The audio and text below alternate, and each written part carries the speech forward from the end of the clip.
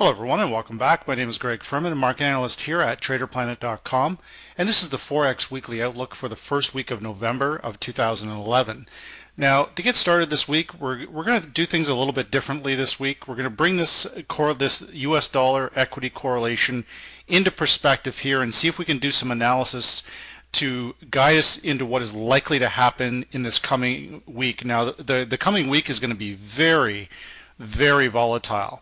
Now, what I've done is I've taken the Vantage Point charts and I've backed this out for a full year so we can see exactly what happened in the month of November in last year at this, or excuse me, in 2010. So we can see here that the dollar is the dollar index is exactly where it was 1 year ago. The equity markets are slightly higher than where they were 1 year ago. However, the pattern appears to be very similar. Last year, in the latter part of November, the end of the first week of November by the looks of it, the Vantage Point software put out a very powerful buy signal in the US dollar index, which lasted all the way through to about the middle of January. Now, we can see that the equity markets at the same time, around the middle of November, they started to sell off significantly.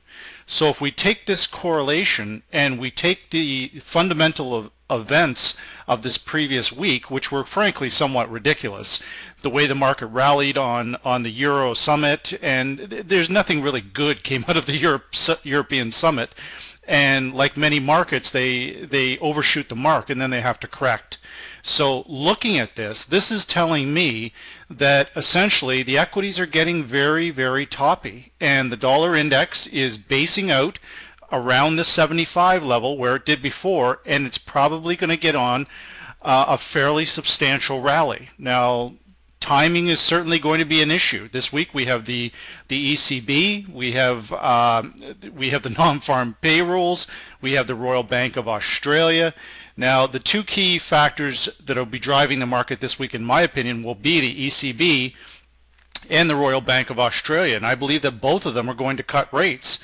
If that happens, that supports what we see here with this rally in the dollar index. The second the RBA cuts rates, and more importantly, when the European Central Bank cuts rates, now remember we've got a new ECB president, and I don't think he's going to mess around. I think he's going to come in guns a-blazing, and he's going to start cutting rates all over the place. I think it was a huge mistake to raise rates in the first place, and he is going to correct this. And I could be wrong. We'll see how this one plays out, but I believe that the euro will push higher, and then it will take a complete nosedive. That is the likely outcome, and the same goes with the Australian dollar. I believe it to be grossly overvalued right across the board. Both situations with the euro and with the Aussie dollar are a classic case, and I hate using this cliche of buying the rumor and selling the fact. That's what I see happening here.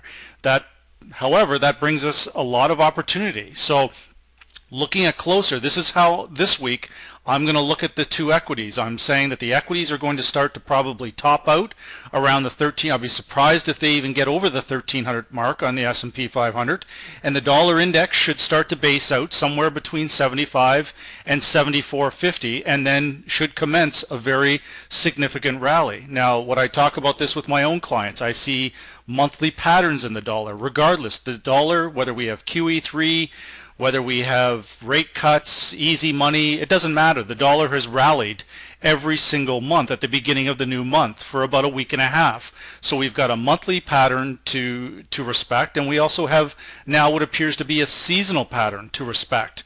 And both signal that the dollar will rally. Now, again, we've got a whole bunch of noise in the market with these central banks and with the European summit and everything else, and this rally that we see here on the S&P 500 was the outcome of that. And again, this did not move up the S&P 500 did not move up on its own merits. It moved up based around that European summit, and the dollar moved down for the same reason.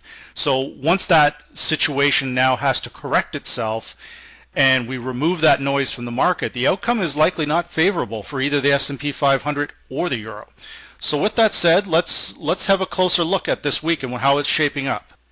Now we've had a very good look, and we've done some analysis on the dollar index and the S&P 500, looking at the correlations. What's that mean for metals? Well, the metals are again starting to build strength, but are we going to continue to move higher if the dollar rallies? The chances are that that is very possible for gold, but probably not silver. So the gold could follow the dollar higher, but I don't think that silver will. But again, we want to look at this. We still do have a very strong buy signal here on gold to begin the week. We have the predicted MACD, the predicted TSI, the predicted short, medium, and long-term differences, and the triple EMA cross, all pointing higher. Key level now to watch on gold contracts on a dollar rally, 1686. But again, I think cutting rates and everything else, that's going to put money into gold, into metals, and potentially into the dollar. So we'll keep an eye on that one. And again, silver looks very much the same, and silver could rally, but again, my opinion with silver is it will not rally unless the S&P 500 continues to rally. Gold will likely move in the opposite direction of what the silver contracts will. That's what it's been doing over the last year. Now, how does this affect crude oil to start the week?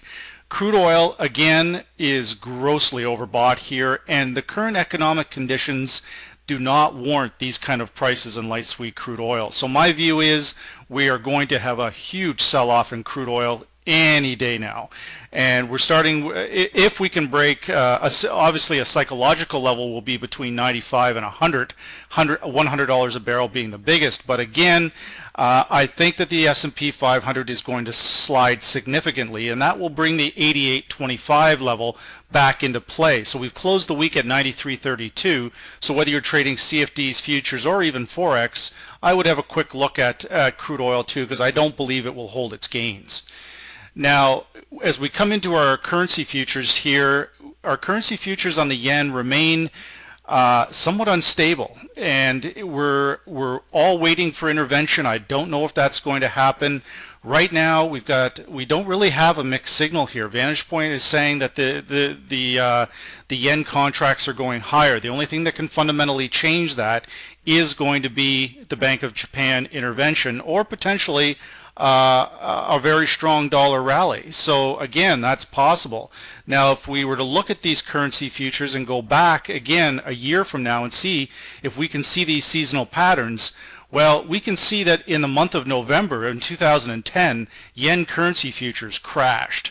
So again, this warns us, and what I've been telling my own clients is we're staying long dollar yen, but you've got to have a stomach for it. Obviously, you know, if we lose the 75 level on the dollar yen, we've certainly got some issues here. So we'll see how it plays out. Now, what I'm going to do is I'm going to move into the Forex pairs instead of worrying about the other currency futures. But there is a couple